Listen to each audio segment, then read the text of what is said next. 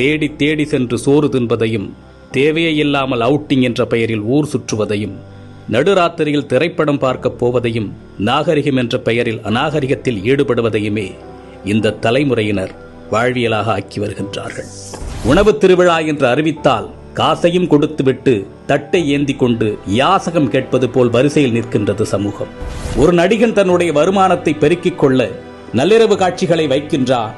அறிவை இழந்து குடும்பத்தோடு சென்று கூட்ட நெரிசல் சிக்கி இறந்து போகின்றார்கள். அதை பற்றி கவலைப்படாமல் தன்னுடைய வசூல் கணக்கை பார்த்து கொண்டிருக்கின்ற ஒரு நடிகனை தலையில் தூக்கி வைத்து வசூல் மன்னன் என்று கொண்டாடி கொண்டிருக்கின்றது இந்த சமூகம். பேசத் தெரியாத குழந்தைகளின் கையில் அலைபேசியை கொடுத்து அதை பெருமையாக பார்த்து ரசிக்கின்றது சமூகம். இரவு 2 மணிக்கு மிட்நைட் பிரியாணியை குடும்பத்தோடு சென்று சாப்பிடுவது கௌரவமாகிவிட்டது. நீங்கள் உங்கள் குழந்தைகளுக்கு உணவு கொடுக்கவில்லை, ஸ்லோ பாய்சன் கொடுக்கின்றீர்கள். உங்கள் தலைமுறையை மலடாக்குவதற்கு மருந்து கொடுத்துக் கொண்டிருக்கின்றீர்கள். பிள்ளையை பெற்ற பெற்றோர்களே, நம்மில் பலர் பிள்ளைகளை உருவாக்கவில்லை, நிறைய வருமானம் கொடுக்கும் ஜெர்சி மாடுகளை உருவாக்கி கொண்டிருக்கின்றோம்.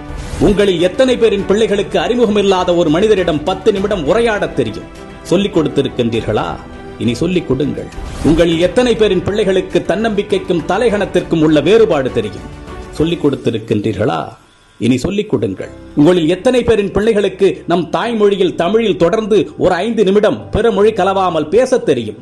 சொல்லிக் கொடுத்திருக்கின்றீர்களா? இனி சொல்லிக் கொடுங்கள். உங்களில் எத்தனை பேரின் பிள்ளைகளுக்கு உங்களின் மாத வருமானம் தெரியும்? அதை கொண்டு எப்படி உங்கள் குடும்பத்தை நடத்துகின்றீர்கள் என்று எத்தனை பேர் உங்கள் பிள்ளைகளுக்கு சொல்லிக் கொடுத்திருக்கின்றீர்கள்? இல்லை என்றால் சொல்லிக் கொடுங்கள். அது தெரியாததால் தான் இன்று பலர் லட்சத்தில் வருமானம் ஈட்டியும் இஎம்ஐயில் வாழ்க்கையை தொலைத்து விழி பிதுங்கி நின்று கொண்டிருக்கின்றார்கள். ஆண் பிள்ளைகளோ பெண் பிள்ளைகளோ, உடல் வெட்கம் என்றால் என்ன என்று சொல்லிக் கொடுங்கள். 10 வயதில் அணியும் ஆடையது, பருவ வயதில் அணியும் ஆடையது, படுக்கையில் அணியும் ஆடையது, பொதுவெளியில் அணியும் ஆடையது என்று வேறுபாடுகளை சொல்லிக் கொடுங்கள். நம்மில் பல பேரின் பிள்ளைகளுக்கு ஐபோனின் விலை தெரியும், வந்த திரைப்படத்தின் வசூல், வரப்போகும் திரைப்படத்தின் புள்ளி விவரங்கள் எல்லாமே தெரியும். ஆனால் அன்றாடம் நாம் உண்ணக்கூடிய அரிசியின் விலை தெரியுமா? காய்கறிகளின் நிலவரம் தெரியுமா? நம் பிள்ளைகளில் பலருக்கு பில்கேட்ஸை தெரியும், எலான் மஸ்கை தெரியும். ஆனால் நம் மொழிக்காக, இனத்தின் வளர்ச்சிக்காக இன்னுயிர் துறந்த தியாக வரலாறுகளை பற்றி தெரியுமா?